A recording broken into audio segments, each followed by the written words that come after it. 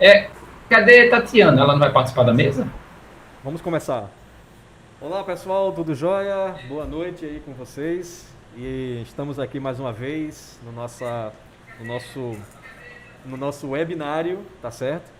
E hoje com uma convidada especial, a doutora Edneida Rabelo Cavalcante, minha professora, nossa professora. Então estamos aqui nesse webinário aqui do Programa de Educação Ambiental da GIP, tá certo?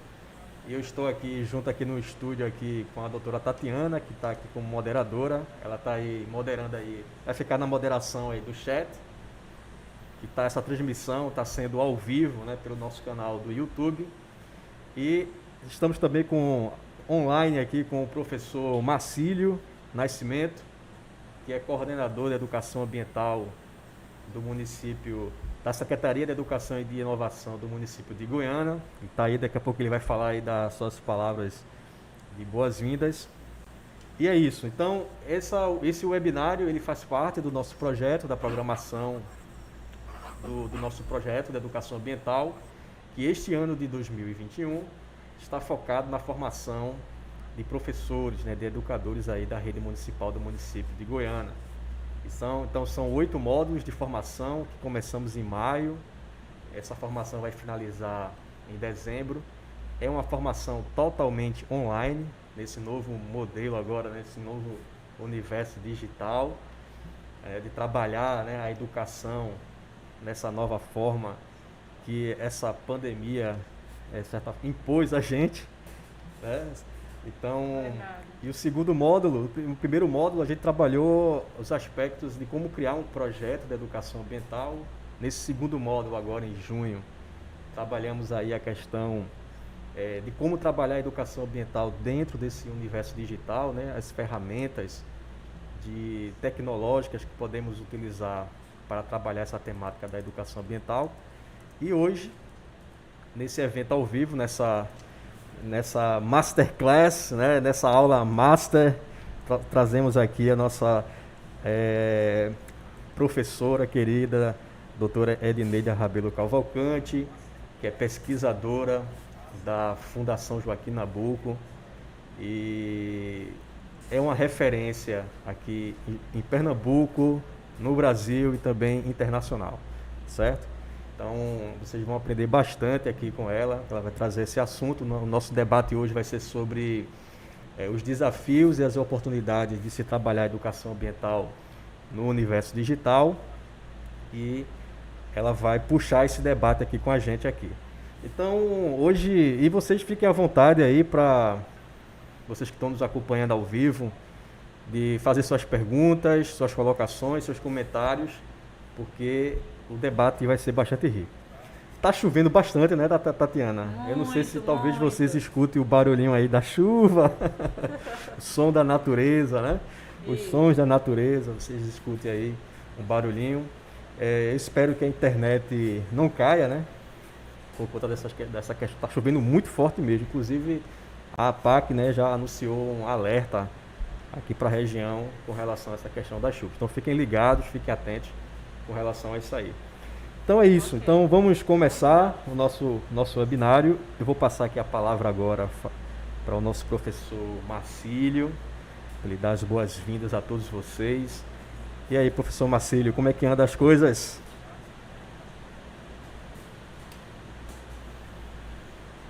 Seu microfone está mutado.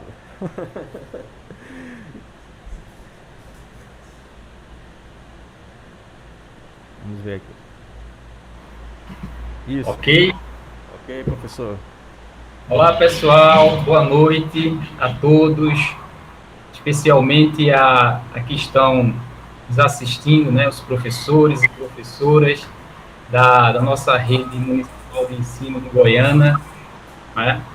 E mais uma vez, ser privilegiado com a grande professora Edneida Cavalcante, doutora. Mas antes disso, eu saúdo os colegas da mesa, né? O André, doutor André Barros, doutora Tatiana, a professora Edneida Rabelo, todos os docentes mais uma vez. E em nome do secretário de Educação do município de Goiânia, né, o senhor Fernando Veloso, professora Edjanete Valença, assessora, e também a nossa diretora de ensino, a professora Joana Dark, que vem desenvolvendo junto com o secretário e todos da secretaria, os nossos técnicos também, saúdo aqui, né, que vem desenvolvendo um novo trabalho, né, de educação, com grandes desafios nesse momento que nós todos sabemos, né, dessa pandemia.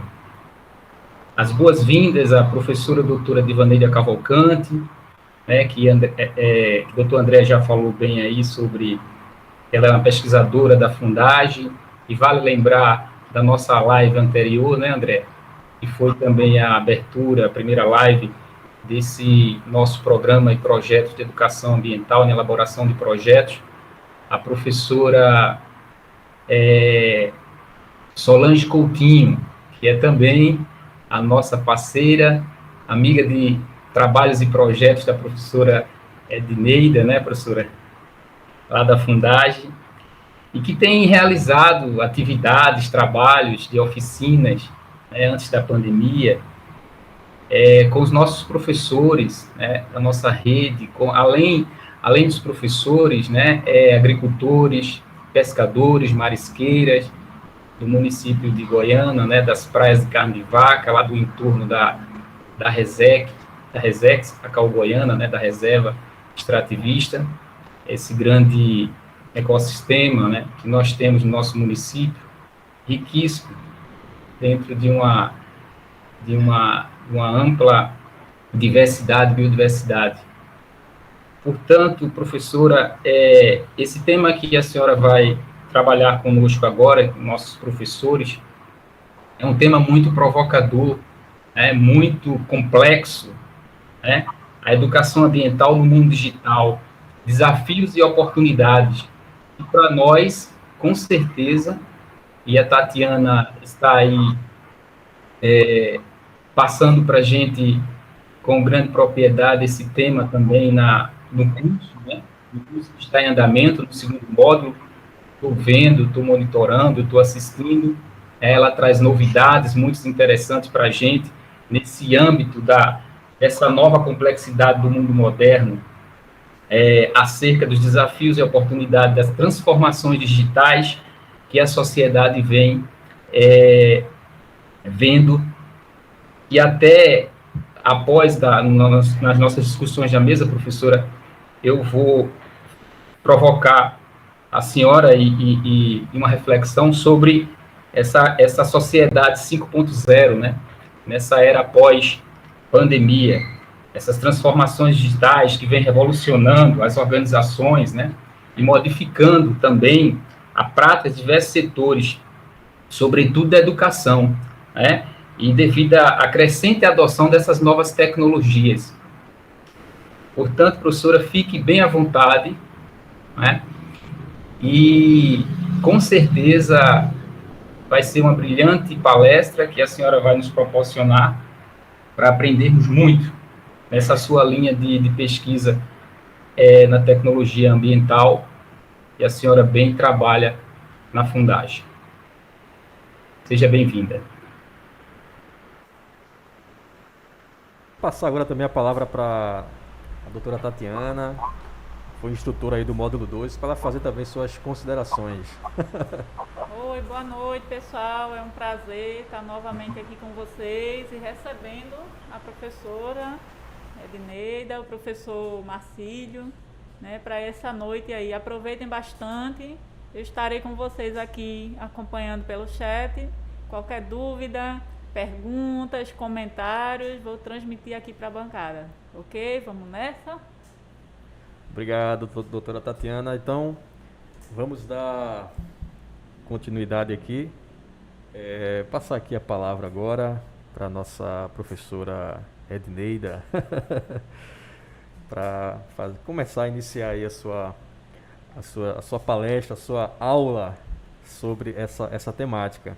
E aí eu já tenho aqui um monte de perguntas aqui já para engatilhadas aqui para o debate, né? E tanto com relação ao tema como também algumas curiosidades, porque a professora Edineida, ela tem uma história, né, no ambientalismo aqui em Pernambuco. Então eu tenho algumas perguntas assim nesse sentido aí da experiência dela como educadora ambiental, como pesquisadora, não só como pesquisadora, mas como educadora ambiental aqui em Pernambuco, das lutas, né, em defesa aí do meio ambiente. Mas vamos lá, né? Então, professora, doutora Edineida, é com a senhora aí. Boa noite, André, Marcílio, Tatiana. Eu quero começar agradecendo pelo convite, dizer que fico muito honrada, tanto porque parabenizo pela iniciativa, né, desse programa de educação ambiental. Fico feliz em saber as pessoas envolvidas, conhecer pela seriedade e também por reencontrar pessoas muito queridas, com quem, de uma forma ou de outra, já pude dividir, né, espaços, né, espaços de diálogo, espaços de troca de experiências, de troca de saberes, né, porque eu acredito muito no processo educativo como essa troca permanente, né. Queria também situar, né, que, como vocês já falaram, eu sou da Fundação Joaquim Nabuco, e a gente tem uma experiência nesse território já há algum tempo, em função dos trabalhos com a Resex, a CAU Goiana, anterior mesmo a essa pesquisa de unidades de conservação como lugares educadores, uma pesquisa anterior que foi longa, né, e bastante consistente, que se chama Dinâmicas Ecossistêmicas. Então, a gente vai acumulando não só informações, né, mas acumulando relações, né, no território. E eu acho que tem muito sentido, e algumas pessoas, alguns pesquisadores, alguns grupos de pesquisa vêm falando muito nessa coisa da pedagogia do território, né? Como é que a gente, ao se permitir olhar, né, para dentro de onde são as nossas dinâmicas de vida, de trabalho, né, de atuação, a gente conseguir enxergar essa riqueza, né, que existe, né, em termos sociais, culturais, econômicos, né, tecnológicos, ambientais.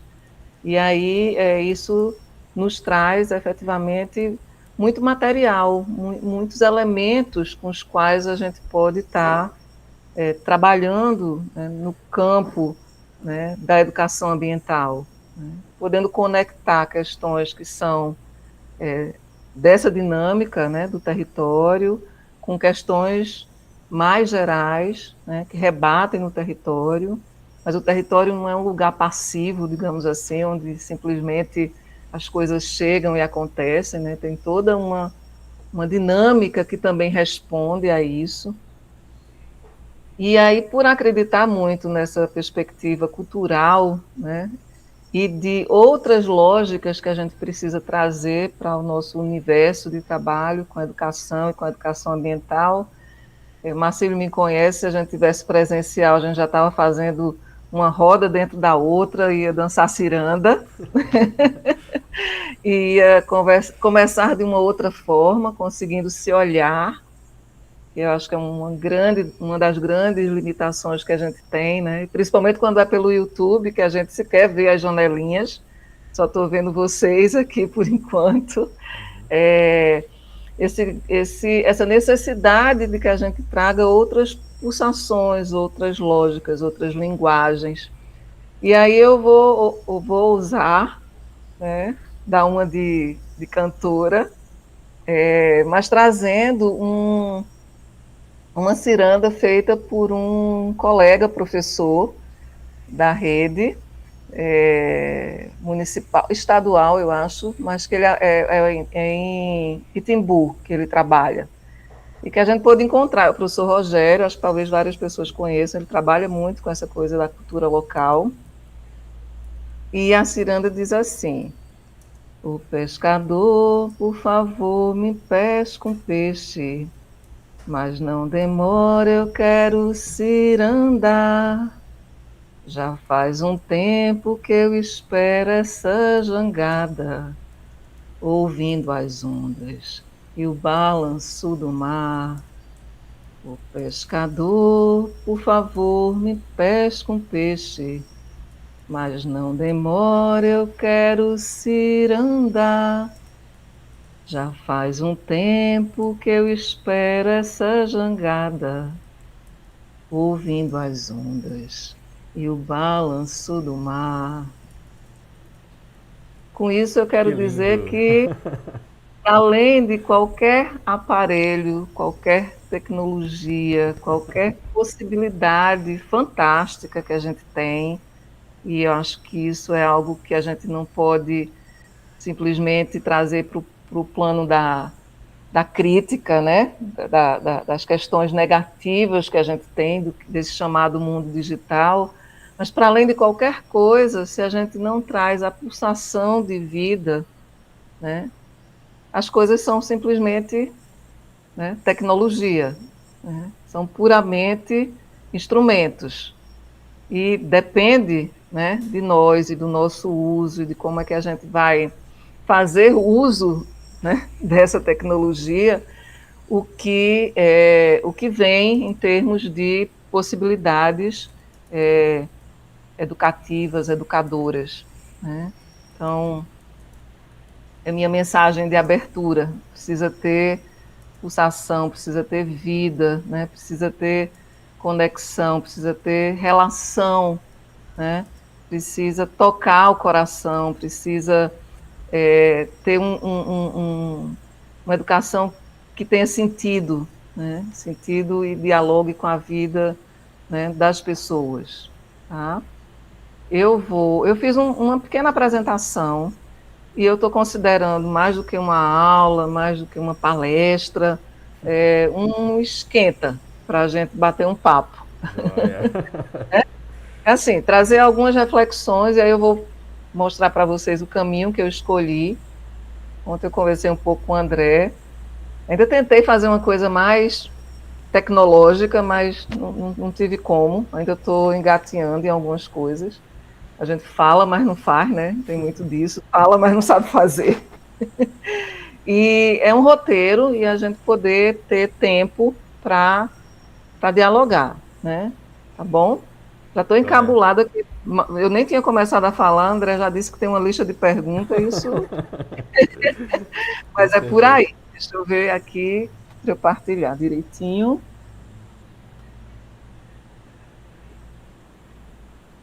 Deixa eu ver se vai aqui na janela.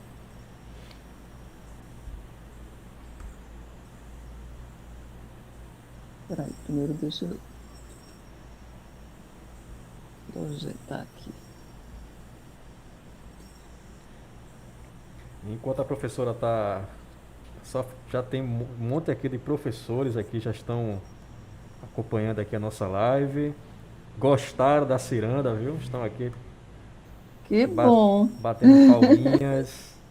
E aí realmente, né, bata a saudade aí, né, do contato físico, né? Ciranda, eu fiquei imaginando aqui, o grupo na beira da praia, descalço, sentindo aí a brisa do mar, a areia da praia nos pés, né? É verdade. É isso Então, a aí. ciranda tem toda uma história, né? Uhum. Uma conexão, né, com a atividade da pesca, com a beira da praia, com a pulsação do mar. Então, daria aí para a gente já viajar nessa linha.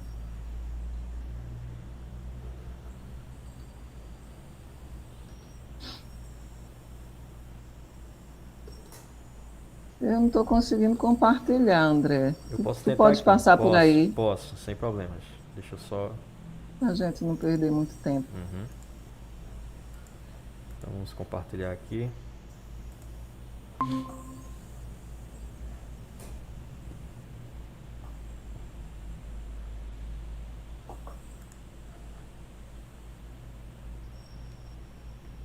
Pronto, professora, está compartilhado. Tá. Então, o tema é esse, né? O tema dialoga com o módulo que vocês estão tendo, né, agora, que eu achei super interessante, o pessoal compartilhou comigo. E aí, eu fui fazendo algumas opções, porque educação ambiental no mundo digital, isso em si é um mundo, né? E a gente precisa fazer algumas escolhas de caminho. André já me apresentou, Marcílio também, mas aí eu queria destacar que eu sou pesquisadora da Fundação Joaquim Nabuco, para quem não conhece, está aí o site.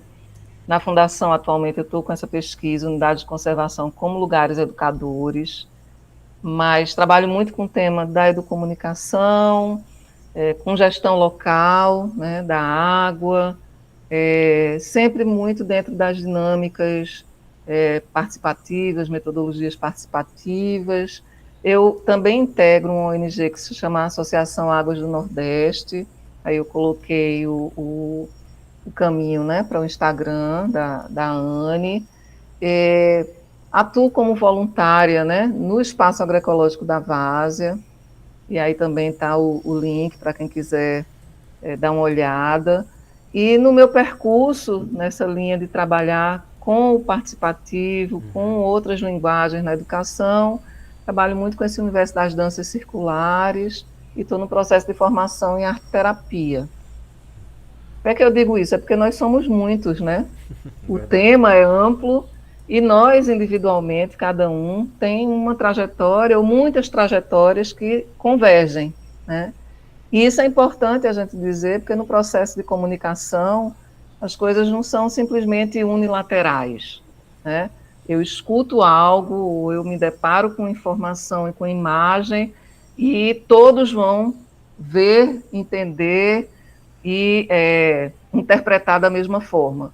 Não porque nós somos, nós e nossas circunstâncias, né? Nossa formação acadêmica, mas as nossas inserções no mundo, né, da vida, a partir das nossas questões culturais, econômicas, sociais e tudo mais.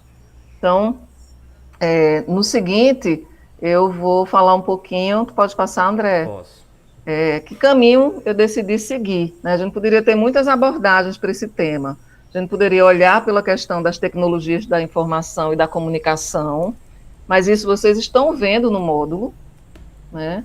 E aí a gente vai trazer aqui de uma maneira paralela, digamos assim, olhar pelas possibilidades de uso desses recursos para a educação ambiental, que é um caminho, e a gente também vai acabar falando um pouco disso, mas eu preferi trazer e problematizar um pouco a própria discussão de educação ambiental, né, passados já tantos anos, desde a criação da nossa política nacional de educação ambiental, passados já tantas perspectivas, né, dentro do universo da escola mesmo, da formatação disso na escola, das dificuldades ainda existentes para essa perspectiva mais multi e interdisciplinar, né, no trabalho com essa dimensão ambiental, né, e também trazer essa reflexão do que é esse mundo digital, mas descortinando um pouco, né, o que seria esse mundo digital, né, e daí poder falar em algumas possibilidades, oportunidades e desafios, né. E nesse campo também trazer essa discussão sobre educomunicação, que a gente vai ver o quanto que ela dialoga também com o tema da educação popular, como ela é contemporânea, né, daquele momento, final da década de 60 e década de 70, onde se estava tomando volume, né, essa discussão sobre a educação popular. Pode ir para o próximo?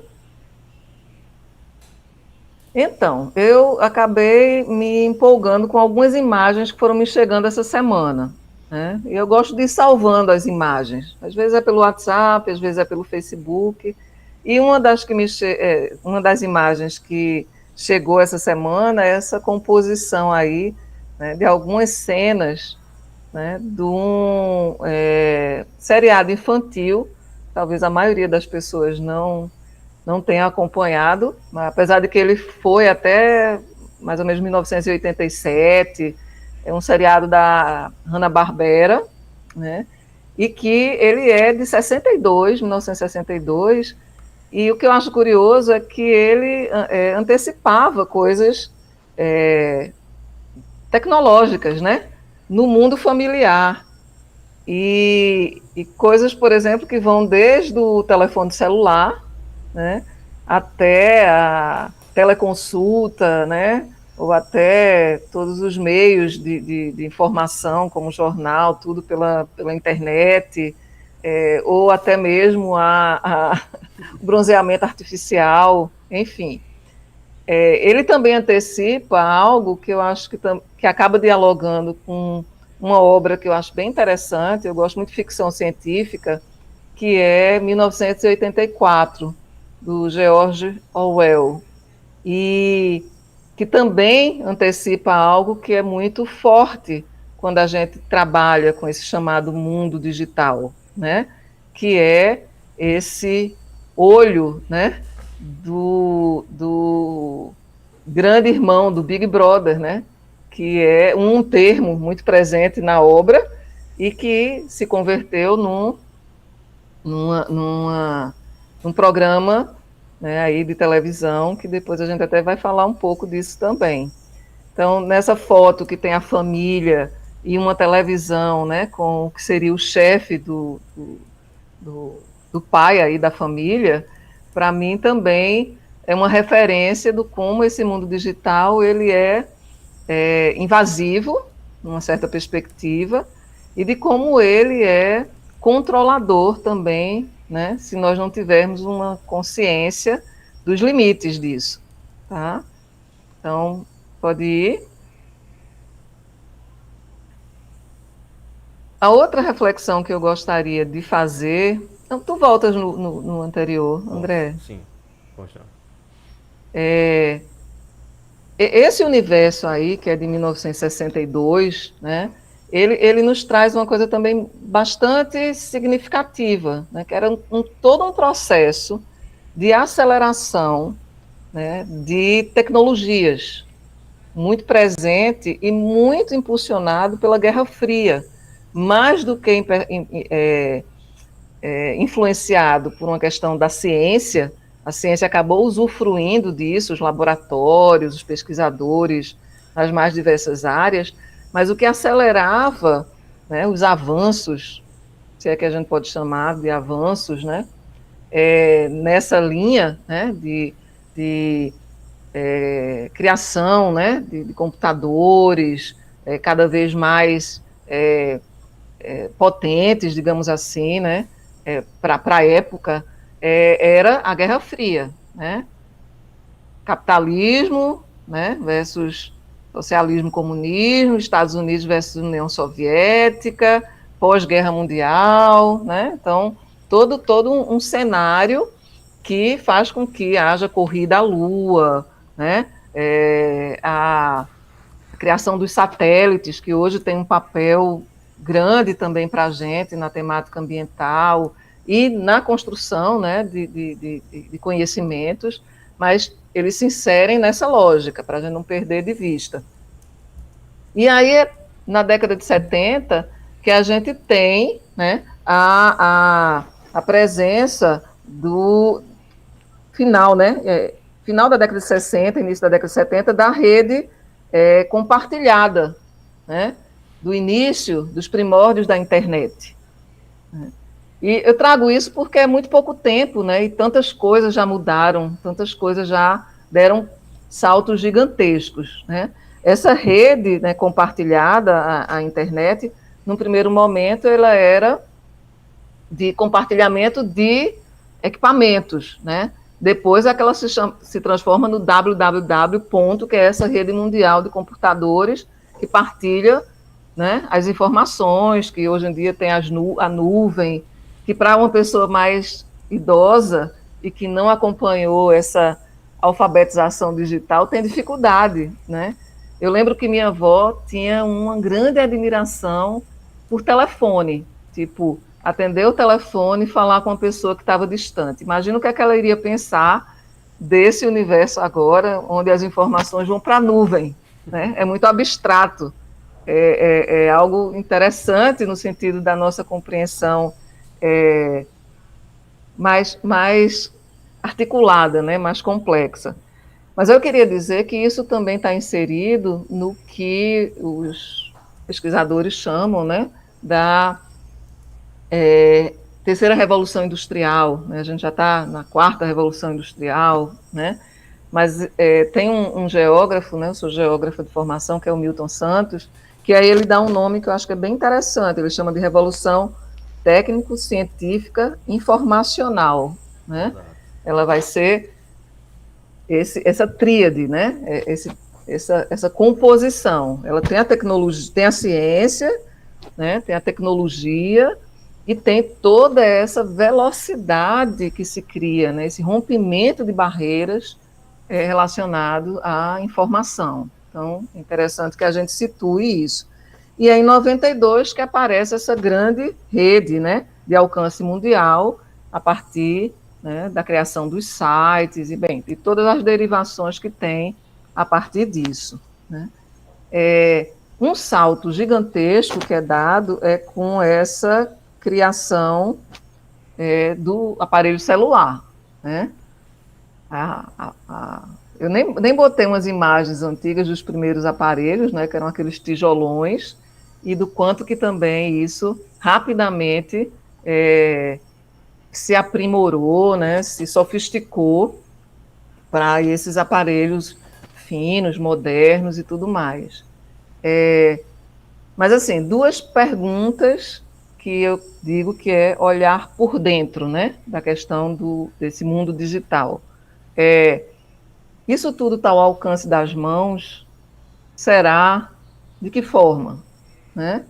Tanto em função do que a gente chama da questão da inclusão digital, né? Ou seja, ter acesso ao dispositivo, acesso à rede e o acesso ao domínio da ferramenta, né? Que ela oferece um mundo, né? Mas a gente precisa saber como utilizar, né? Como se valer dessa tecnologia, né? dessa linguagem, como a gente se apropria disso. Né?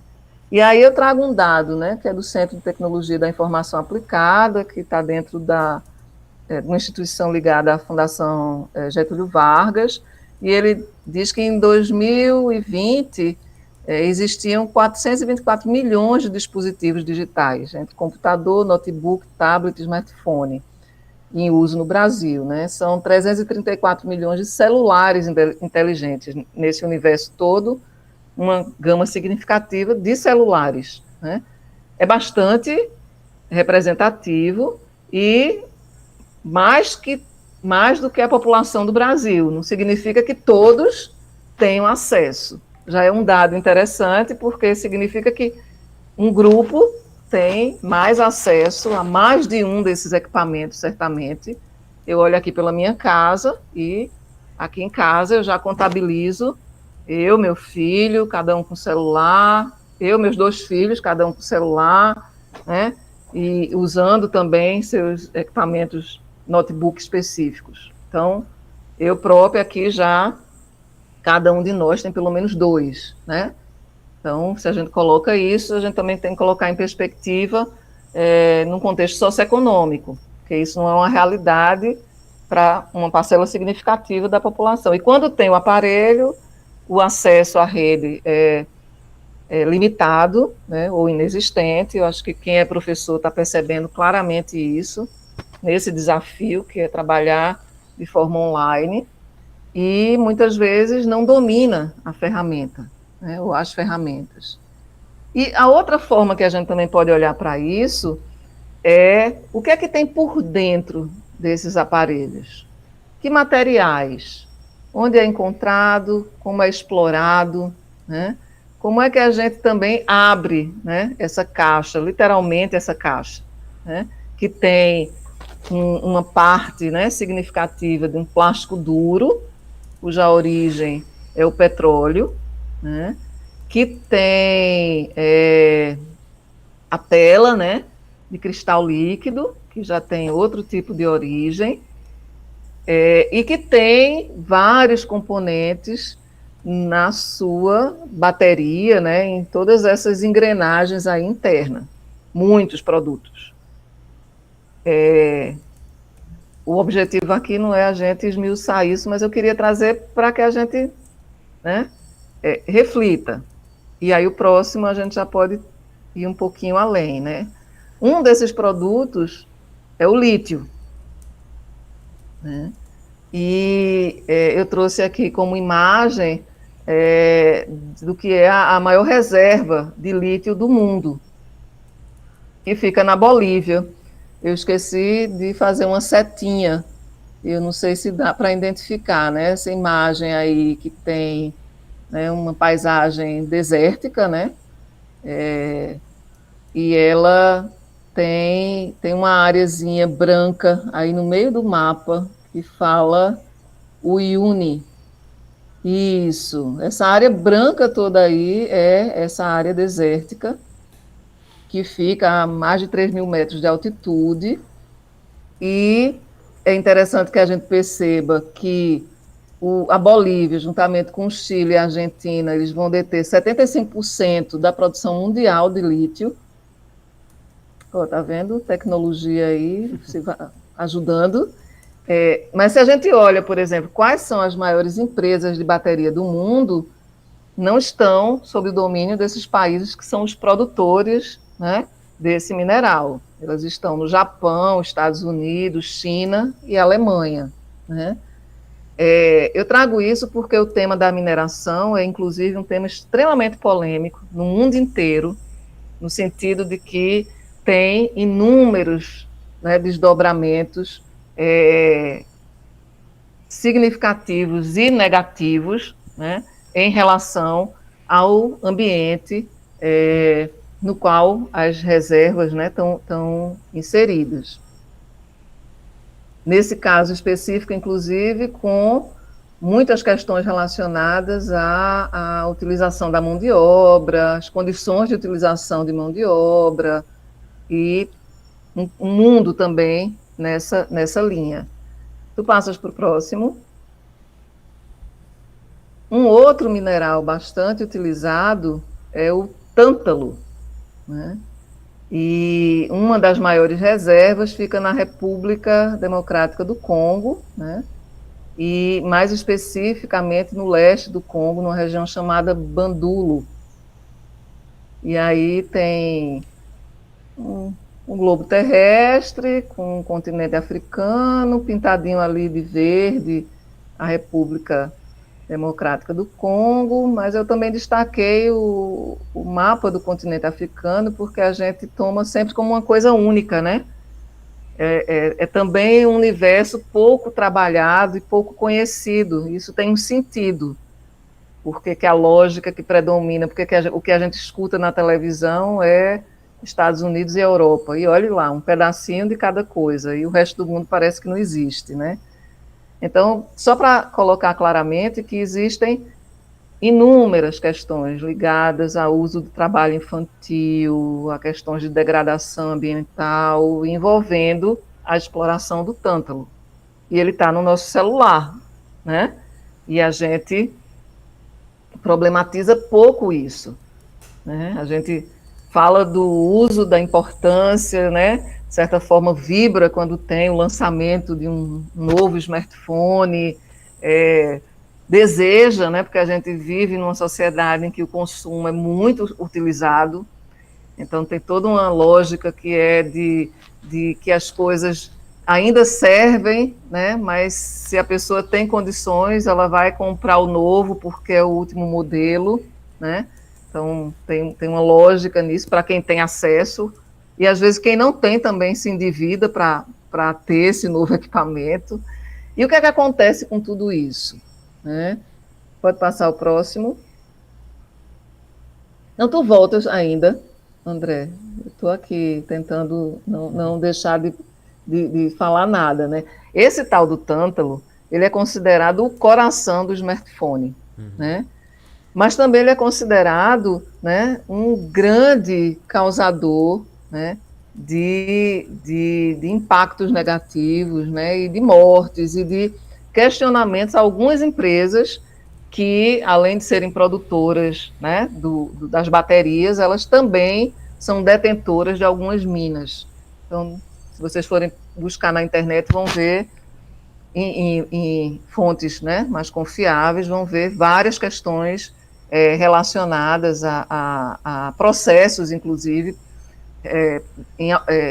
para algumas empresas, né? E aí, o próximo a gente já pode ir,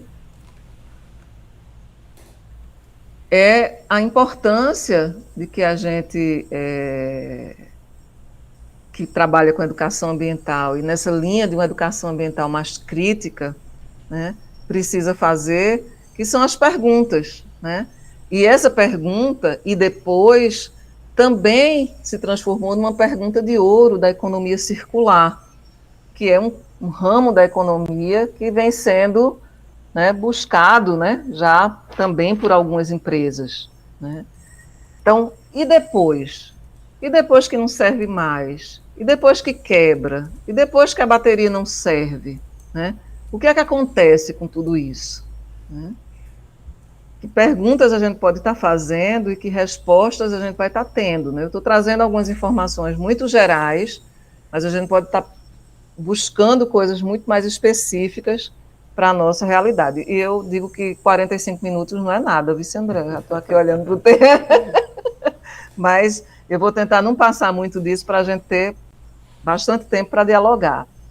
Então, assim, em 2019 houve um recorde, né, em termos de produção de lixo eletroeletrônico, né, como vem se falando. Existe uma projeção assustadora até 2030. E, em termos mundiais, né, quem ganha em termos de produção, né, que não é um concurso não é um concurso dos melhores, é a Ásia, até mesmo tanto por conta de ser um lugar, né, de muito dinamismo na fabricação e na questão tecnológica, como também número de pessoas, né? E aí depois vem seguido das Américas, Europa, enquanto África e Oceania ficam lá na ponta, né? E aqui nas Américas o Brasil é o líder. Também não é uma liderança para ninguém estar se gabando, né? Enfim, as consequências são gritantes, né? Acho que a gente poderia estar sendo conhecido no futuro se fossem nos estudar como Homo lixus, né? Tamanha a quantidade. E a gente tem, lógico, todo um esforço, né, para que haja maior durabilidade, né, nas baterias hoje, tanto por conta da escassez de alguns desses recursos que ainda são necessários, pode ser que a tecnologia depois ultrapasse isso, mas alguns desses produtos eles são raros na natureza e existe toda uma disputa geopolítica, né?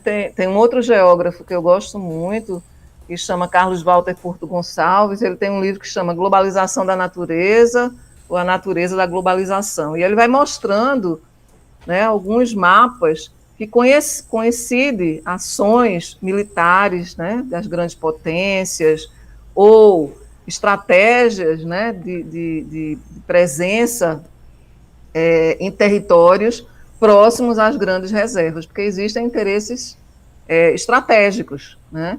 E isso também é algo que a gente precisa trazer para as nossas reflexões. Tu podes ir, vamos tentar mais. Né? E o futuro? Né? O futuro também vai ser uma distopia ou ele vai ser um resgate do coração? E aí eu também me lembrei, né, não me chegou essa imagem especificamente, mas eu me lembrei dela porque num determinado momento eu preparei uma capacitação para uma escola e me vali muito desse filme.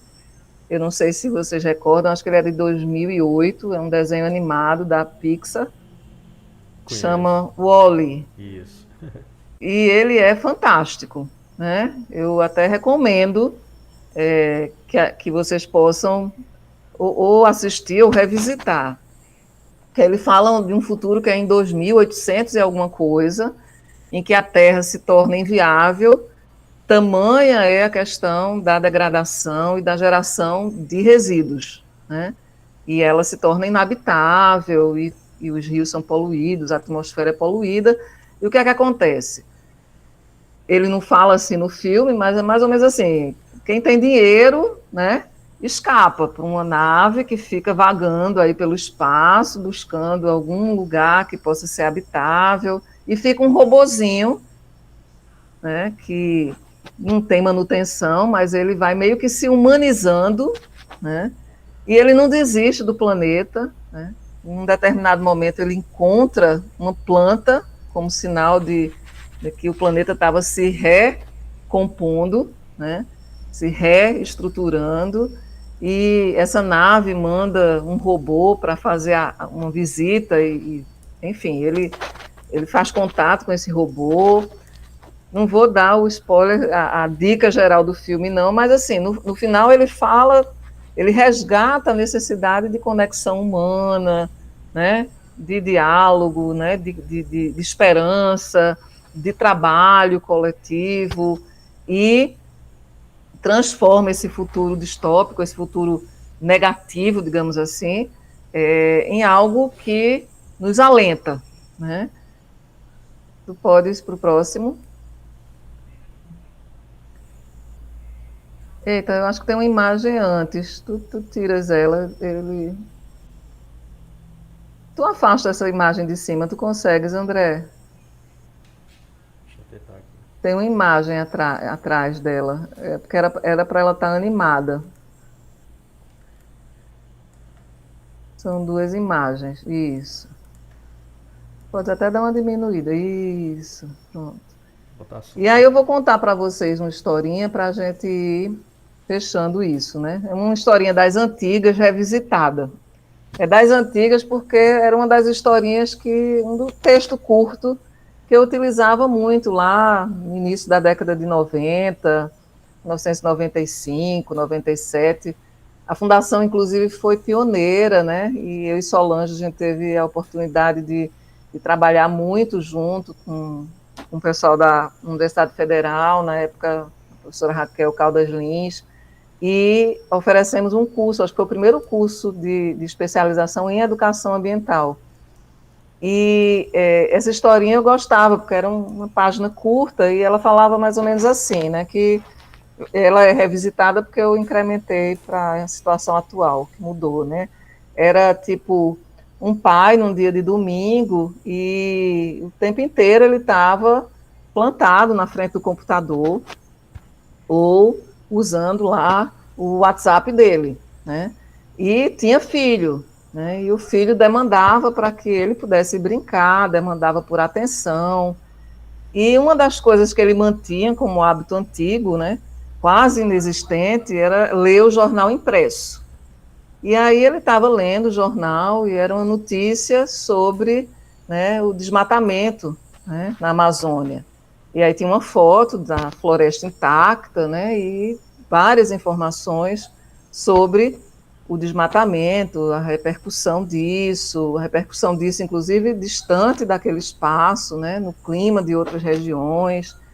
E ele estava lá, olhando isso, olhando como é que isso pode impactar as questões econômicas e de comércio internacional do Brasil. Ele era da área, né, empresarial, e o filho lá demandando e pedindo atenção, até que ele enche o saco, né, e aí rasga o jornal, né, rasga essa foto da floresta em muitos pedacinhos, entrega para o filho e diz para ele montar, né, como um quebra-cabeça.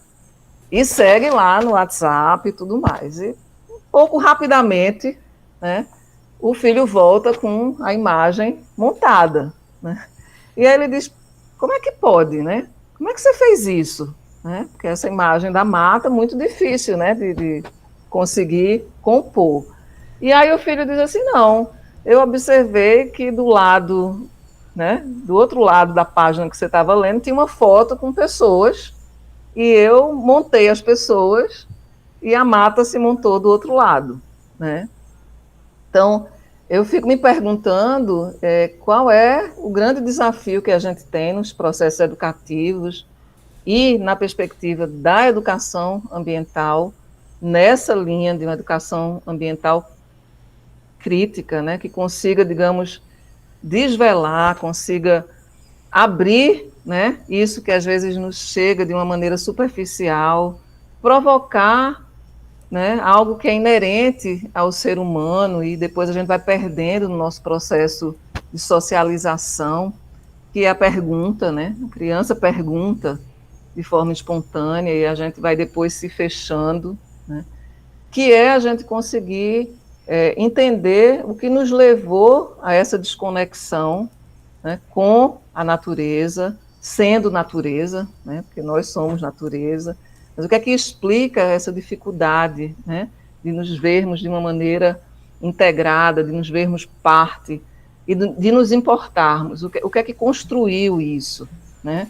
Que está no nosso processo de formação, na ciência moderna, nessa forma dicotômica, né, que é ou cultura ou natureza como coisas excludentes, que nos coloca sempre nessa figura, né, da pessoa má, né, os humanos degradando a natureza, e a gente não consegue, por exemplo, fazer essa reflexão, que humanos são esses que a gente está falando, né? O Ailton Krenak tem falado muito essa história, assim, olha, esse termo humanidade, ele tem servido para meio que, né, botar panos quentes em coisas que a gente precisa observar no que diz respeito às diferenças, né? Os humanos agem de maneiras diferentes, se a gente, né, em termos de escala de degradação, ou até mesmo em não tendo a degradação como um elemento condutor, né, para o seu modo de vida, né? Então, a gente precisa falar de humanidade, mas entender, também abrir essa caixa, o que significa humanidade, né? Somos todos responsáveis, tem uma máxima do direito ambiental, né? Responsabilidade comum, porém diferenciada, né? Todos somos responsáveis e habitamos essa mesma espaçonave, né? André, acho que lembra que eu gostava até de falar disso, mas não estamos na mesma condição nessa nave, né? Não estamos no mesmo tipo de barco nesse oceano da pandemia, inclusive, né? Tem gente precisando sobreviver agarrada, né, num pedaço de madeira, e tem gente de iate, né? Então, da mesma forma, a gente abrir isso. E tu podes ir, eu acho que tem mais um... E a gente também saber trabalhar, quando a gente fala na educação ambiental crítica, quando a gente fala na educomunicação, no que alguns autores, né, que criaram esse termo, educomunicação, chamam de ecossistemas educomunicativos, né? É a gente entender como é que se cria a imagem, né, e, ao mesmo tempo, conseguir fazer a leitura dessas imagens e fazer perguntas, a imagem não só fotografia, mas a imagem vídeo, porque isso atravessa, isso invade o nosso cotidiano hoje em dia com esse mundo digital, né? Ele está na tela do nosso celular, no WhatsApp, no Instagram, no Facebook, no site, né, na televisão. E se a gente não tem, efetivamente, a preocupação de refletir sobre isso, né, refletir que tem intencionalidades de quem capta a imagem, né, que tem toda uma bagagem, né, de quem observa essa imagem a partir do seu universo cultural, socioeconômico, simbólico, né, que tem todo um conjunto, né, de aparelhos por trás dessas imagens, ou seja, todo esse trabalho feito recentemente pelo MEP Biomas, que fala do desmatamento no Brasil, se vale de satélites, se vale de, né, todo um trabalho de georreferenciamento, de mapeamento, enfim, e oferece um produto que ele precisa também ser interpretado, né, e que a gente precisa entender, até mesmo para não cair num resvalar né, no famoso negacionismo, né, que hoje faz parte da nossa sociedade. Né? Tu podes ir? Trouxe essas duas imagens, porque hoje é um dia muito simbólico, né? Eu nem sei, não consegui acompanhar, mas era um dia de votação de um projeto de lei, que é o projeto de lei 490, né? Que fala do marco temporal, né? Para a questão da demarcação das terras indígenas, e aí uma foto bastante significativa de garimpo nas terras indígenas, e de todas as consequências, né? De poluição dos rios.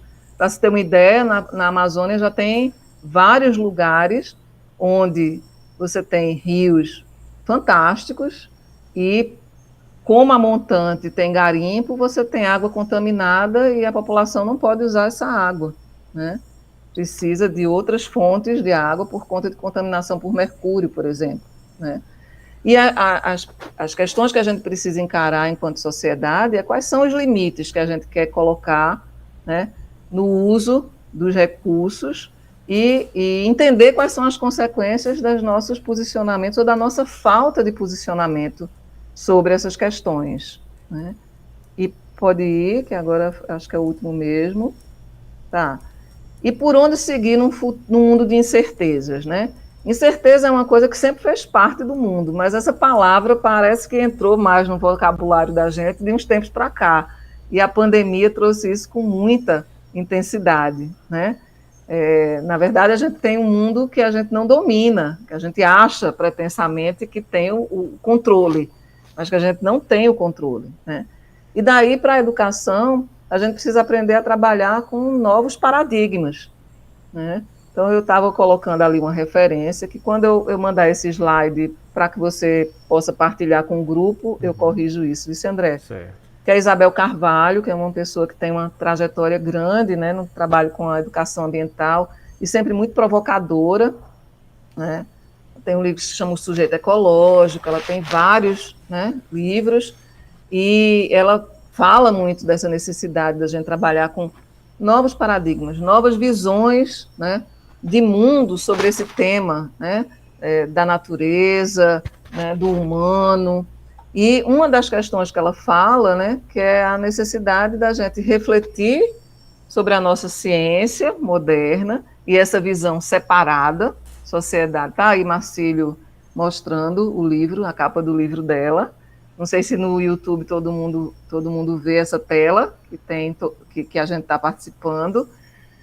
Mas, assim, ela fala dessa questão de que a gente precisa entender por que a gente vê tudo dessa forma, né, separada, né?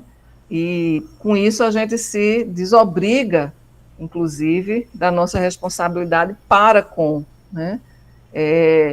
E aí, eu trago também a necessidade de que a gente possa transitar por outras lógicas de processos educativos, né, por outras linguagens, por outros saberes, por outras cosmovisões.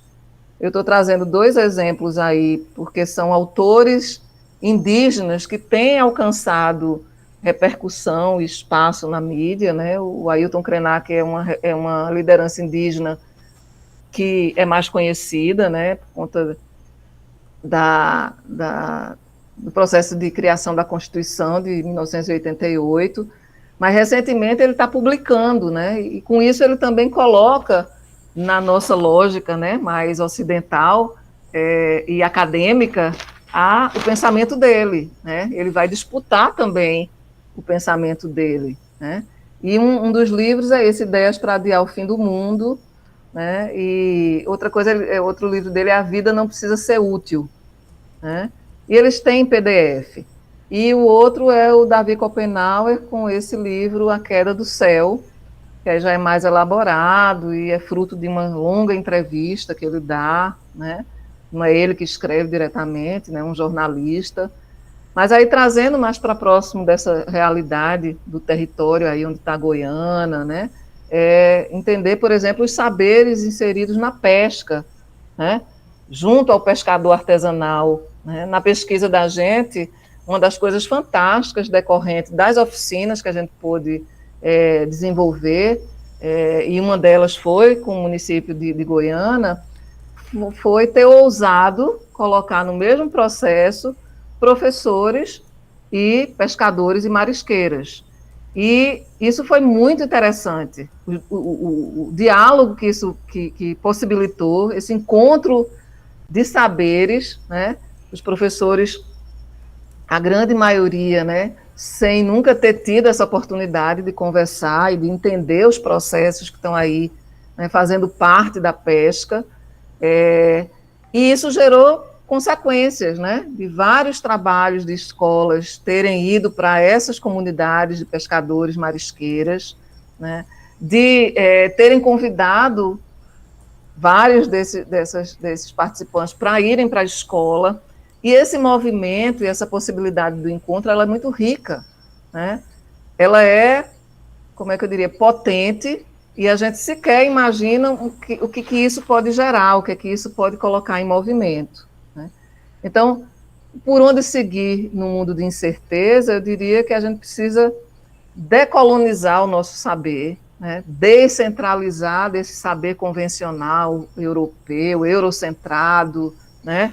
Ou muito influenciado pelos Estados Unidos, do ponto de vista cultural, desaprender e reaprender coisas, né, que não são fáceis, porque o nosso processo formativo é muito longo, né, e não está só na escola, ele está numa construção antiga de sociedade machista, patriarcal, né, racista, e que as consequências elas vão se repercutir também no ambiente, né? Que se a gente é parte, tudo isso está inserido na nossa lógica de como a gente se relaciona com o ambiente, do qual faz parte. Reconexão, né? Lógica de reconexão, diálogo e encontro de saberes. E aí é o fim, o outro é o fim mesmo. Então é preciso ter coragem para sonhar futuros possíveis, né? E com isso a gente pode ir para uma boa conversa, ficar à disposição. Joia. Parabéns, professora. Passei do tempo. Tá tudo sob controle. Se Solange estiver me assistindo, ela ia dizer, não esperava outra coisa. Mas é isso, é isso. Então é um tema muito interessante, né? Essa questão aí estamos aí na era da transformação, né? Se fala muito da era da transformação digital, a nova revolução industrial, a indústria 4.0, inclusive a própria empresa Jeep, né? O Polo Jeep, aí em Goiânia, é uma empresa já dentro dessa linha da indústria 4.0, a indústria da internet das coisas, onde tudo é conectado, e realmente essa questão do que o Milton Santos falou, né? Período técnico, científico, informacional, onde a informação ela é instantânea, é rápida, está, entre aspas, assim, né? Acessível a todos, né? Tem até um comentário aqui da professora, deixa eu ver só para comentar que ela uma coisa interessante, uma informação que ela colocou, que 44%, me ajuda aí, Tatiana, qual é a professora? Professora Clicidalva Lima, né? Ela comentou aqui no chat que 44% da população mundial estão conectados à internet. Veja que coisa interessante, né? E estão conectados a essa nuvem aí de informações. E aí uma pergunta antes que eu sei que o professor Marcílio aí tem um monte de questões aí para debater, mas é só uma curiosidade para começar aqui. E aí eu faço essa pergunta não só para a professora Edineida, mas também para o professor Marcílio, para a gente quero saber a opinião deles aqui. Também a professora Tatiana também, que quiser falar, com certeza. Hoje, para vocês, diante desse universo de transformação digital, a informação assim acessível, né, às pessoas, é mais fácil ou é mais difícil fazer educação ambiental? Considerando a educação ambiental crítica. A educação ambiental crítica para a construção de sociedades sustentáveis. O desafio hoje é maior do que antigamente ou está mais fácil? Como é que vocês avaliam esse cenário? É uma curiosidade que eu tenho aqui para a gente começar aqui o nosso debate. Eu não sei se a professora Tatiana tem alguma pergunta já para lançar ou a gente já começa aqui respondendo logo essa primeira pergunta aqui. Eu tenho uma perguntinha aqui já do pessoal. Sim, já pode sim, colocar? pode sim. Pronto, então a Carla quer saber como a tecnologia pode ajudar na educação ambiental hoje, de forma prática. Como é que a gente pode, né, trabalhar a educação ambiental aí com esse uso dessa tecnologia aí, para a professora nos abrilhantar aí com as suas palavras e sua experiência, né, na área, nesse trabalho maravilhoso. E aproveitar a oportunidade, dar parabéns, né, pelo momento, pela palestra. É sempre uma oportunidade muito boa, né, tá aprendendo cada vez mais. A gente vem para cá e aprende muito. E registrar a presença ilustre da nossa querida professora Vanice também. A professora está por aí. Lhe dando parabéns aí, professora, por esse momento, né, sublime, agradecendo aí a escuta aí da nossa professora e referência também, já fique acompanhando na fila, o nosso trabalho. Já fique na fila que a senhora vai ser uma das próximas. As próximas, né? Já tá na e lista, estaremos já aqui com a senhora também, dando a sua contribuição, excelente pessoa, né, que a gente teve a oportunidade de cruzar, assim como a professora Edneida, que aqui está conosco. Vamos lá, né? Vamos lá. Professor Posso Marcílio. ir já com essas, o Marcílio também traz aí as reflexões e a gente já fala. Vocês que sabem aí, pau ímpar.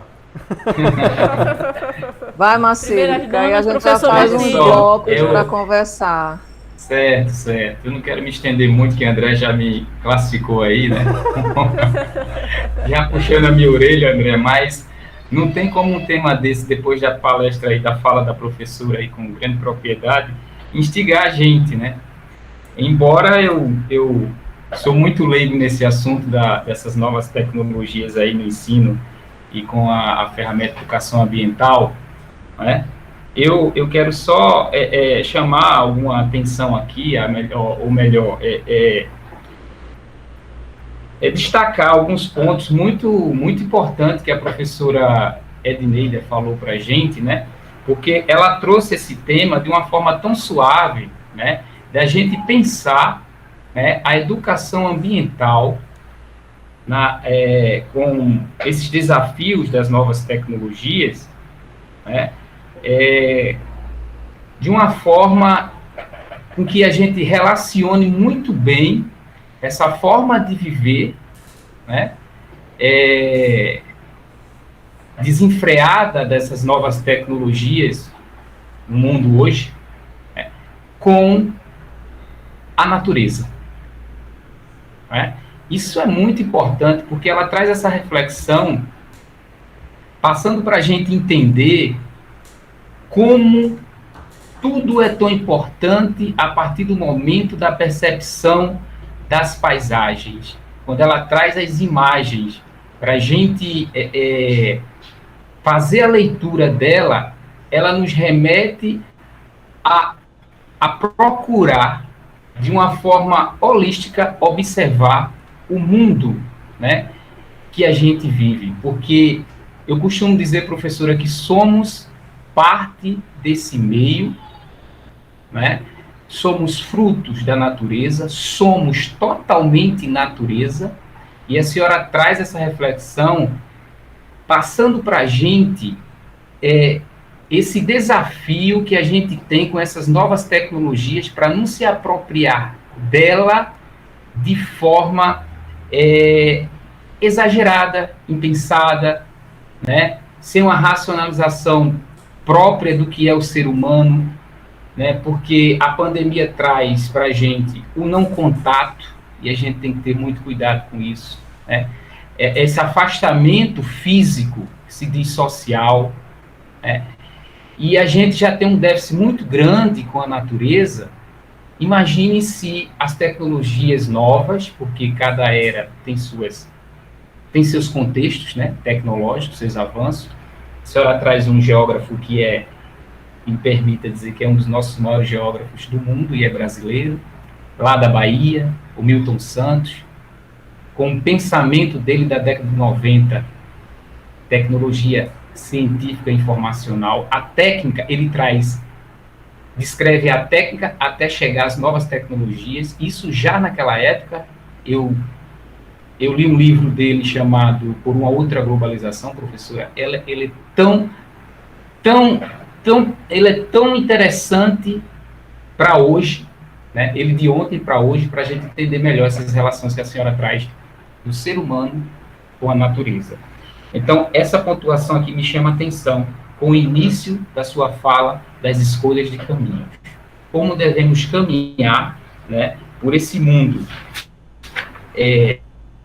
tão moderno.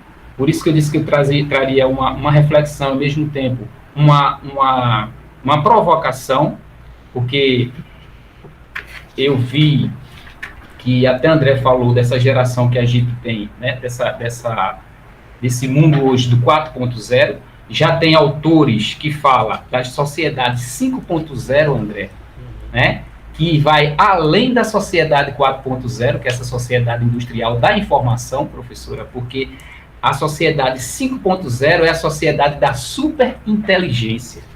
Da superinteligência. E o que é isso que o Dawkins traz? Por meio de um alto grau de fusão entre o cyberespaço, esse território que a senhora também tanto fala, né, e o espaço físico, será capaz de equilibrar o avanço econômico com a revolução de problemas sociais. Então, essa visão holística que a senhora faz, a gente refletir e perceber, ela está incluso nessa sociedade 5.0 do superinteligente. Já se traz esse desafio para a gente. E a Conferência das Nações Unidas sobre Comércio e Desenvolvimento, que houve o ano passado, né, mostram como essa adesão a essas novas tecnologias cresceu de forma vertiginosa nas últimas décadas, principalmente de 2008 para cá. Em 2 anos, a internet dos usuários era em torno de 1,6 bilhões, desculpa.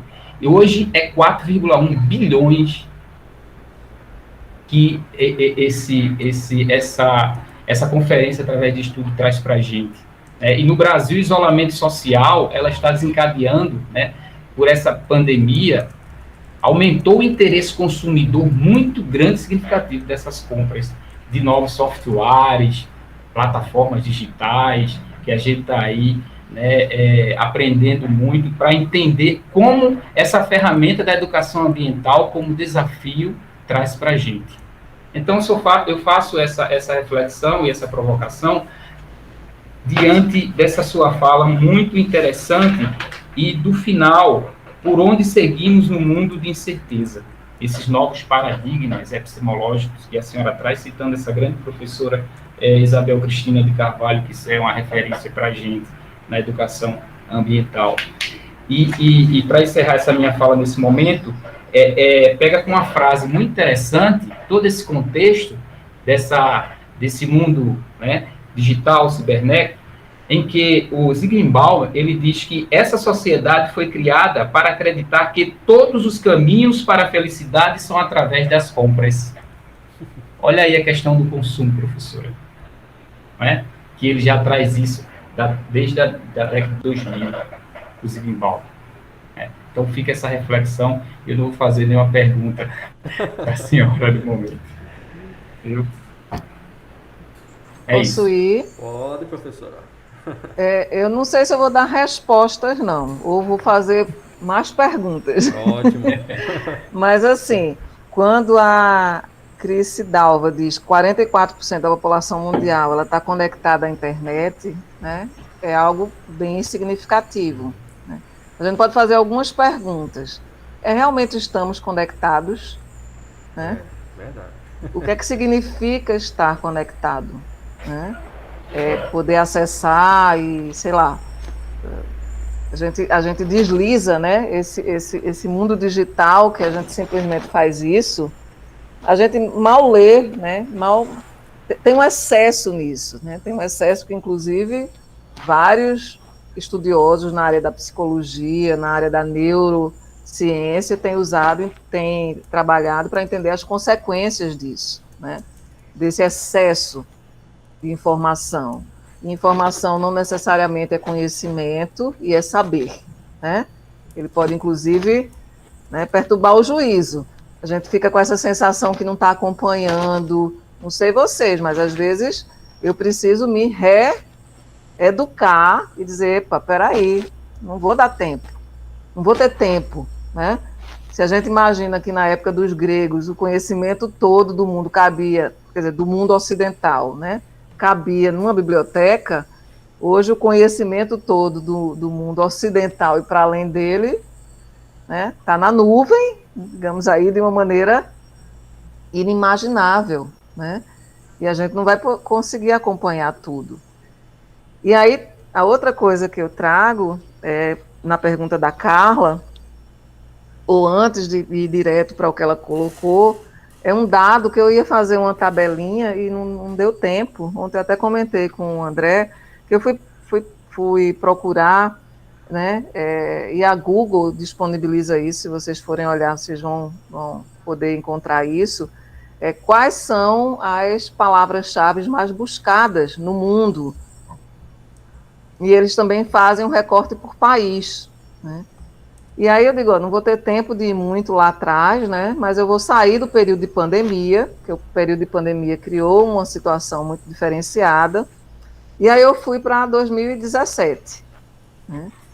O que vocês imaginam que, né, pode ter sido as principais palavras-chave de busca, né, na Google em 2017? Isso no Brasil, né? No Brasil. Vou falar do Brasil e do mundo. Certo. 2017.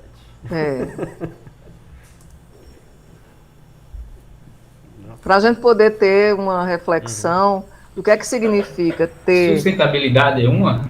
Não, quem dera. Essa está dentro da minha rota. Tá frio, tá longe, Marcílio.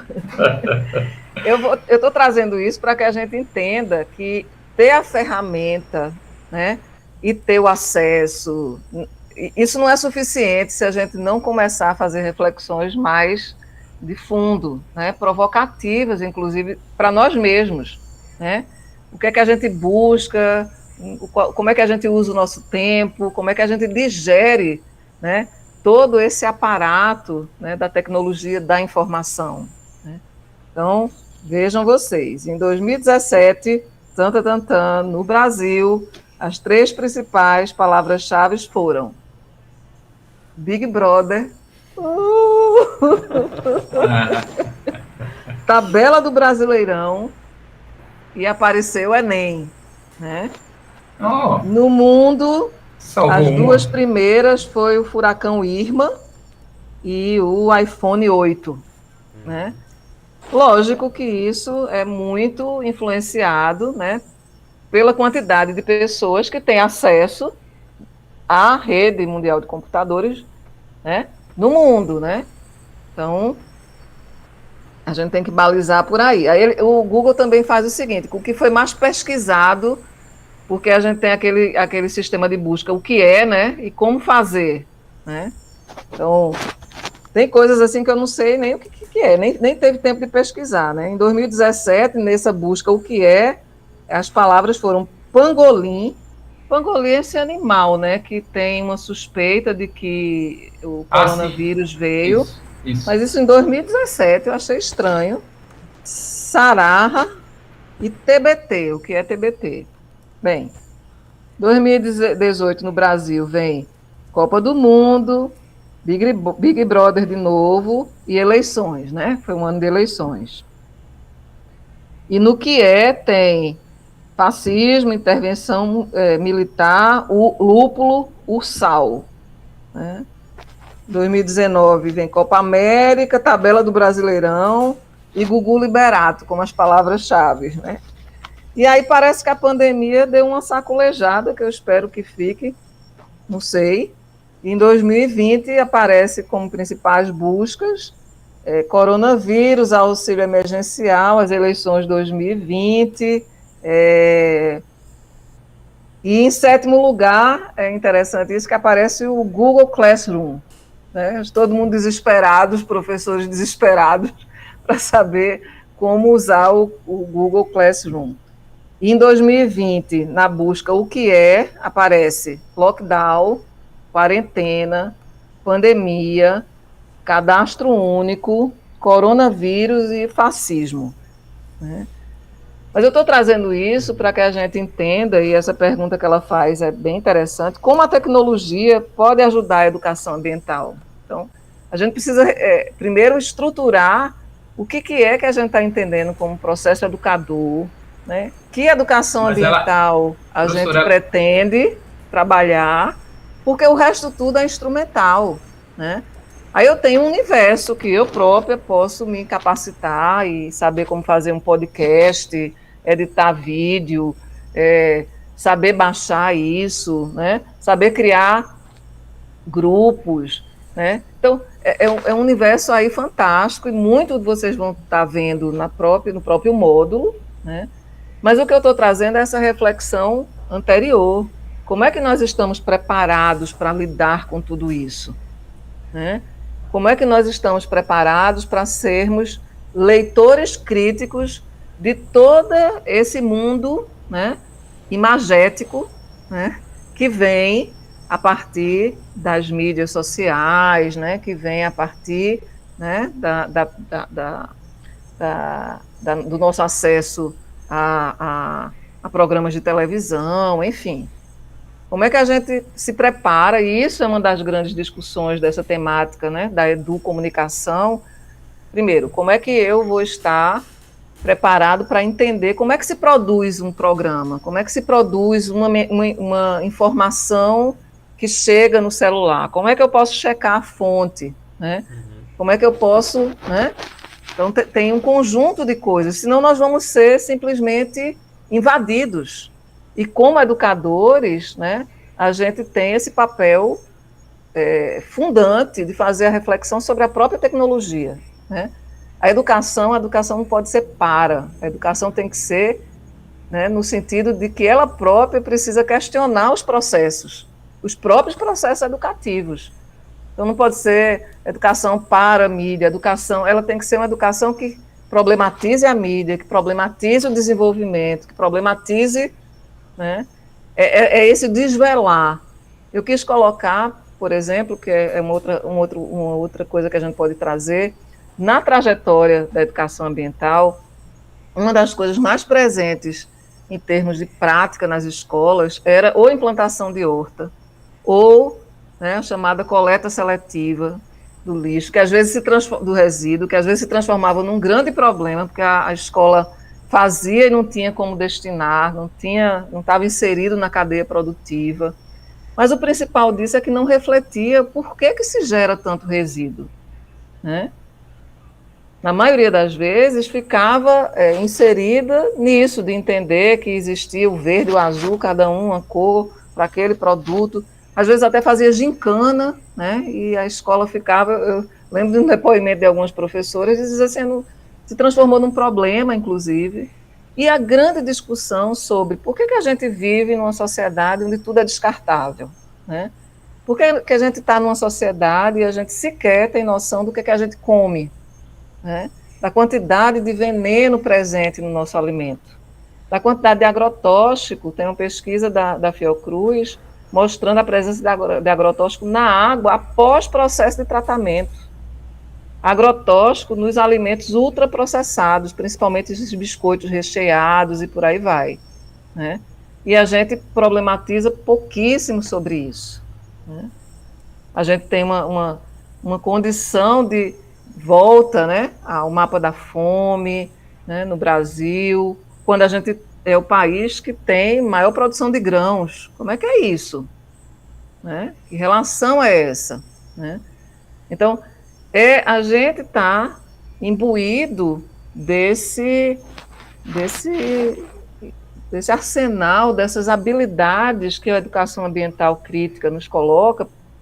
Porque qual é a contraposição disso? Tem uma autora que chama Lucien Salvé, e ela tem um livro que ela faz uma cartografia da educação ambiental. E ela vai dizer assim, olha, dependendo da compreensão que existe sobre meio ambiente, sobre natureza, se a gente vê a natureza como algo separado, algo utilitário, né, a nossa prática de educação ambiental, ela vai num caminho, né? Se eu vejo, né, o ser humano inserido na natureza, se eu vejo o ser humano dentro dessa complexidade das relações sociais, culturais, políticas, que explica todo esse processo de hierarquização e dominação, não só em relação à natureza, mas entre os próprios seres humanos, né? Parece uma coisa antiga, mas a gente vê até hoje grupos se achando superiores, ou por conta da questão econômica, ou por conta da cor da pele, né?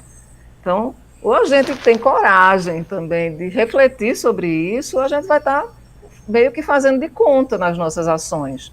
E aí, o recurso tecnológico, ele talvez não tenha o impacto de transformação e de criação de outros futuros possíveis, não são utópicos, são possíveis, e a gente vai ter que ter a coragem, porque senão a gente vai ter, já estamos numa crise multidimensional, né? Vários autores, inclusive, colocam a pandemia nesse contexto, né? Como sendo a proporção, né, da pandemia, como sendo fruto desse mundo globalizado, né? E com muitas questões prévias à pandemia, né? Em termos de desigualdade, em termos de um conjunto aí de fatores, né? Então, assim, a gente precisa entender, né, a tecnologia, né, a técnica, né, como um conjunto, né, a tecnologia como técnica, um conjunto de técnicas de um domínio particular, e nesse domínio da informação, ela é ampla, né, e ela pode ser um recurso fundamental, mas a gente precisa estar preparado, né, do ponto de vista de educador e educadora, para saber como é que isso entra no nosso mundo de escola, no nosso mundo de vida, né? E Marcílio trouxe aí um autor que eu gosto muito, que é o Bauman, ele é um filósofo, né? E ele faz uma série de perguntas, né? Na obra dele, ele traz uma coisa que é muito interessante, que ele fala da sociedade líquida, né? O amor líquido, é tudo muito pueril, é tudo muito descartável. As nossas relações acabam sendo muito descartáveis, né? Tem a tal do cancelamento, ninguém dialoga mais, assim, alguém disse algo que não me agrada, eu já bloqueio, já mato a pessoa aqui no mundo digital. É muito estranho isso, né? E, de certa forma, esse mundo, né, que a gente acabou tendo que encarar de uma maneira muito, muito intensa por conta da pandemia, ele é também cansativo, porque nós não somos só visão e fala, né? No nosso contexto de aprendizado entram muitas coisas. Então, a sala de aula, eu acho que ela nunca vai ser substituída na qualidade das relações e interconexões, sinapses e por aí vai, por essa possibilidade riquíssima que é a gente estar aqui falando, mas eu não estou olhando vocês, isso me faz uma falta, assim, eu já estou feliz porque eu consigo ver pelo menos André e Marcílio, né? Mas aí, cumprimentando minha querida amiga Vanice, né, a importância do calor humano, do poder segurar na mão, no contexto a gente conseguir ver o processo que é muito mais do que a fala, sabe? É o movimento do corpo, é o conjunto das coisas que acontecem na sala, no lugar que a gente está trabalhando. Então, acho que assim, já respondendo a André e parando, né, que eu senão vou me embora, né? Está mais fácil ou mais complicado? Eu acho que está diferente, né? Está diferente porque a gente vai tendo cada vez mais ferramentas, né, e possibilidades nesse mundo da tecnologia, da informação. Está diferente porque algumas coisas já existiam disponíveis e a gente não acessava e precisou intensificar muito rapidamente por conta da pandemia, né? A gente está num contexto de pandemia que gera muitas tensões, ao mesmo tempo que a gente também vive um mundo em que os problemas e as questões ambientais eles estão muito sérios, né? No Brasil, isso está muito gritante. As consequências a gente vai estar sentindo na pele, né? Ou já sente e não se dá conta, né? Porque está tudo interrelacionado, né? A chuva da região sudeste tem uma dependência direta do que acontece na região amazônica, né? Tem uma coisa que eu acho fantástica da gente conseguir imaginar, né?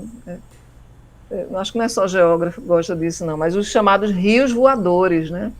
É um tema de uma linha de estudo de um pesquisador do INPE, e aí ele foi se dando conta da quantidade, né, de vapor, né, que a floresta amazônica gera, e ela só existe porque ela existe dentro de um processo de ciclagem. Os solos da Amazônia são solos fracos, por incrível que pareça, né? A riqueza está na dinâmica da própria floresta, e esse vapor, ele não fica lá parado, né, em cima da floresta. Ele vai percorrer caminhos, né, rotas, em função dos ventos, em função de um conjunto de fenômenos atmosféricos. E boa parte dessa condensação desse vapor na forma de nuvens, ela é que abastece de chuva a região sudeste do país, que está aí com uma crise gigantesca, né, uma crise hídrica gigantesca, junto com o desmatamento das bacias hidrográficas da região, a diminuição das chuvas, né? Enfim, e a gente vai estar pagando conta mais alta por conta disso. Então, as questões vêm para o bolso também, né? Bem, minha ideia não é estar respondendo diretamente, mas eu estou batendo nesse ponto. O aparato que a gente tem, né, de possibilidades, né, de tecnologias de comunicação, de informação, precisam estar nesse ambiente, né, crítico, reflexivo da educação ambiental, antes mesmo do uso, né, do consumo, seja como usuário, seja como produtor da informação.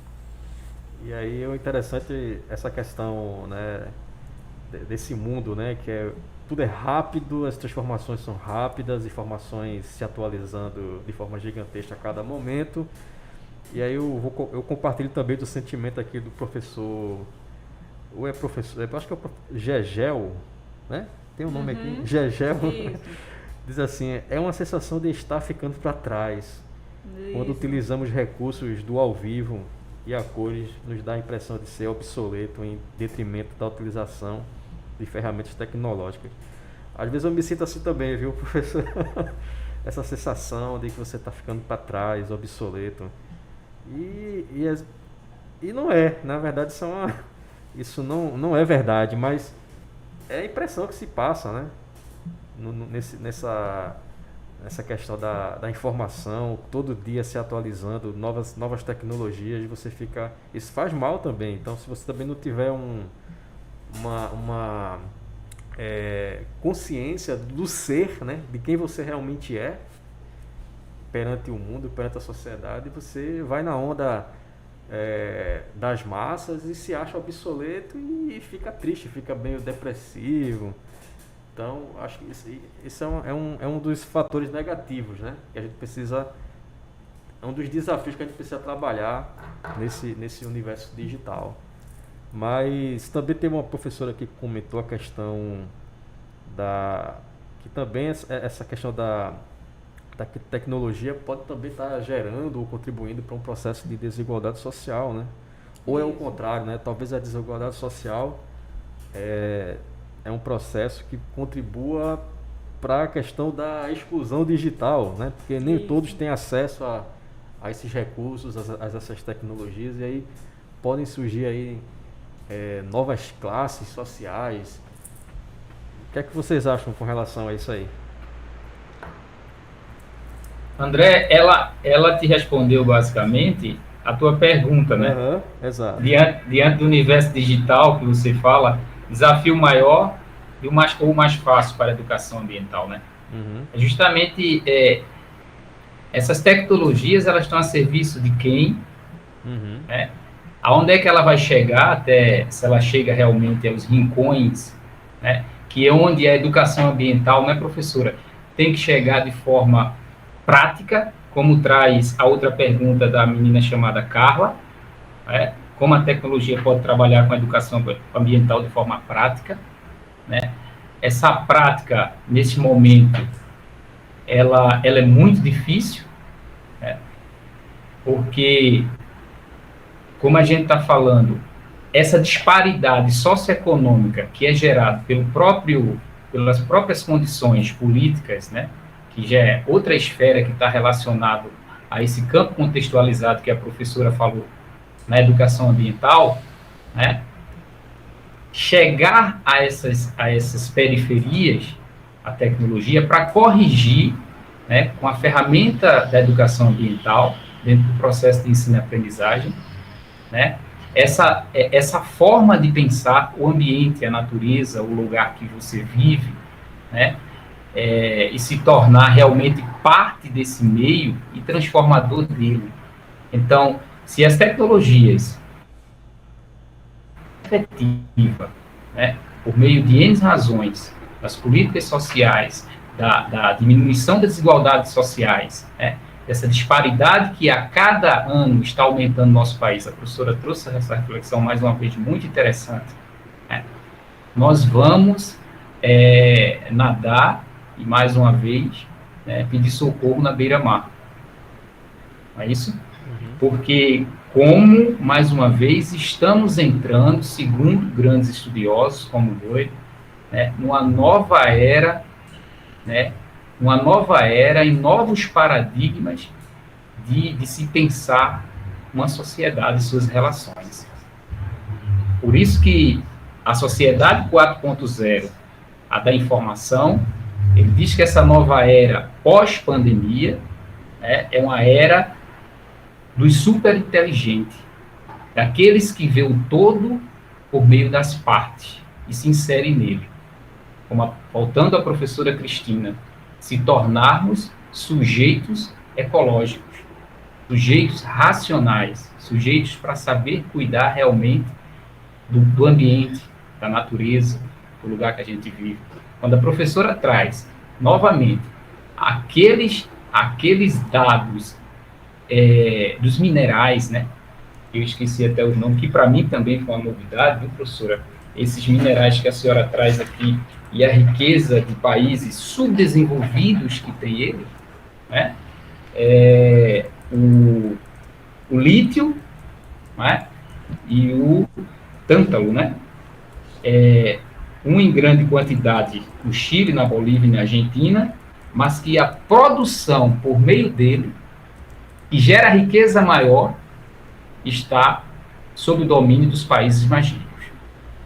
Então, se pensou que a globalização, como Milton dizia, a globalização, se pensou que ela ia diminuir essas distâncias, essas lacunas entre as classes e sociedades e fazer que realmente alcançasse a tão sonhada estabilidade, pelo contrário. O Milton fala que essa globalização, ela é uma globalização perversa. Ela veio para distanciar cada vez mais as classes sociais e daí, consequentemente, a separação da natureza e o ser humano. Porque se nós não corrigirmos, por meio de várias ferramentas, sobretudo a educação ambiental, né, nesses ricões, nessas áreas periféricas, onde existem mais as comunidades de baixas rendas, fazer que essas pessoas realmente entendam essa relação mútua entre a sociedade e a natureza, e o conservar e o preservar, nós não chegaremos jamais a tão sonhada sustentabilidade, mesmo com as grandes tecnologias.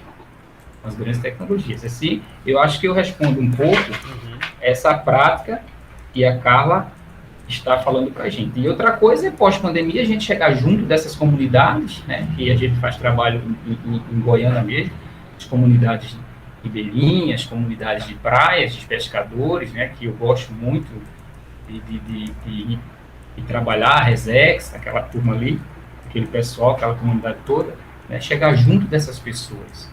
E são elas que tratam a natureza de forma mais racional que os ditos das áreas urbanas, muitas vezes. Então é isso. E a pandemia, ela deixará, como a professora falou aí, cicatrizes permanentes na sociedade. E a partir dessa perspectiva de entusiasta que a gente tem, pegar esses elementos por meio da educação ambiental, projetasse que essa crise que a própria humanidade cria, cria oportunidades flexíveis a essas tecnologias também, há um risco também de emergir o quê? O individualismo. A tecnologia, ela tem isso, ela tem esse lado positivo, bom, de agregar, mas, ao mesmo tempo, ela tem esse lado de emergir um individualismo em decorrência de sua vida conectada. Gente, quase todos os dias a vida da gente é essa agora, conectada. Isso gera um individualismo que já a nossa sociedade já está presente nela. Então, o cuidado que a gente tem que destacar é esse. E essas oportunidades, em termos de sustentabilidade socioambiental, que o consumidor nós temos nessa área pandêmica, pós-pandemia, estará mais resistente nós à nossa forma de consumo, como devemos consumir, com mais racionalidade. É isso. Perfeito. O tempo nosso aqui, infelizmente, se esgotou, mas a nossa live aqui ela vai estar gravada, tá certo? Vai estar lá disponibilizada lá o link. Então, quem não pôde assistir até o final, ou algum professor que não pôde realmente assistir, né? Questão de horário, porque a gente sabe que muitos professores têm 1, 2, 3 turnos, né? Para darem aula. Então vai ficar gravada. E professora Edneida, muito obrigado pela sua participação, pela sua aula. Professor Marcílio, obrigado também pelas suas considerações. Professora Tatiana, obrigado também pelas suas considerações e também está aí moderando o nosso chat. E eu convido você ainda que não fez inscrição do nosso canal, faça a sua inscrição, ative o sininho para receber notificações, tá certo? E é isso, a gente vai encerrar, tá certo? Posso só agradecer também, Isso. André? Pode, eu vou dar a palavra para vocês fazerem as considerações, os agradecimentos para a gente aqui encerrar a nossa maravilhosa live, ou webinário, né? Alguns chamam de webinário, live, esse momento aqui que nós estamos juntos, conectados através dessas tecnologias. Então, professora, pode ficar aí, fica à vontade para falar. É assim, a gente acaba falando muito e salta aos olhos, né? Todas essas questões que são desafiadoras, né? E preocupantes, de incertezas e de um cenário, né? Mas eu costumo dizer que existe um contraponto a isso, que a gente às vezes percebe menos porque faz menos barulho, né? Que é a floresta está crescendo, né? Iniciativas existem, né? Quando eu falo, por exemplo, que o acesso a esse aparelho de uma forma mais consciente, né, mais o acesso a mexer com algumas dessas ferramentas, faz com que o que acontece no âmbito local e regional, ele tenha voz, ele dispute narrativa, né? Ele também vai para o mundo, ele também gera uma mensagem, né? Você imagina o que os povos indígenas têm feito de mobilização agora, usando todas essas ferramentas para fazer frente às votações que ameaçam, né, as conquistas que estão na Constituição Cidadã de 1988. Coisas fantásticas, a partir, né, do que está disponível em termos de tecnologias da informação, em termos das mídias sociais. Então, é uma ferramenta também importante, né? E que isso pode estar sendo trabalhado de uma maneira que os professores e os alunos sejam autores, não só consumidores, né? Autores dando voz à sua realidade local, né? Na pedagogia do território, tem muito a se dizer, tem muito a se comunicar sobre o território, conectando com essas questões mais gerais, né? E podendo influenciar em pontos de vista, em soluções, em iniciativas que antes poderiam estar mais restritas, né? Poderem ser comunicadas, né? Então, é isso, a gente precisa ousar, né? E a gente precisa ter esse posicionamento, digamos, do educomunicador, da educação ambiental que, né, faz perguntas, né, que abre a caixa, né, de Pandora, a caixa proibida, que não se contenta com as respostas superficiais, né? Então, é esse meu convite.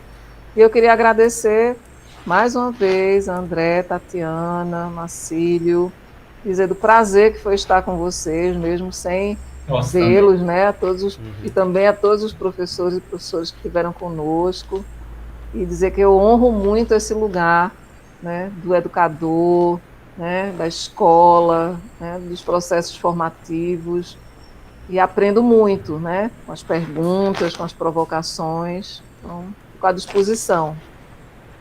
Obrigado, professora. Tatiana, suas considerações. Bom, pessoal, agradecer a todos. Eu tenho vários comentários aqui maravilhosos, né? A professora e o professor Marcílio instigaram muito a participação, os comentários, né? Foi uma live espetacular. E aguardamos vocês, todos vocês, nas próximas que virão, né? Sempre com esses conteúdos de interesse, né? Foi muito destacado aqui nos comentários, né? A importância disso no dia a dia, na prática pedagógica, né? Em todo o conhecimento que foi partilhado aqui. Depois a professora e o professor vão dar uma olhadinha mais detalhadamente e vão ver como a professora provocou, né, as pessoas a participarem, né, e dar a sua contribuição. Foi excepcional, né? Agradecemos novamente a presença de todos vocês. E é isso aí, vamos encerrar. Tchau, tchau para vocês aí. Vamos dançar a ciranda. Vamos dançar a ciranda, né? Eita, como seria Obrigado, bom professora, ciranda. mais uma vez. Obrigado, pessoal, e até a próxima. Obrigada, até logo. Obrigado a todos que nos assistiram, né? A professora. Uma boa noite a todos. Boa noite a todos. Muito grato por essa oportunidade. Tchau, Boa pessoal. noite. Tchau, Tchau. professora. Tchau, tchau. Tchau.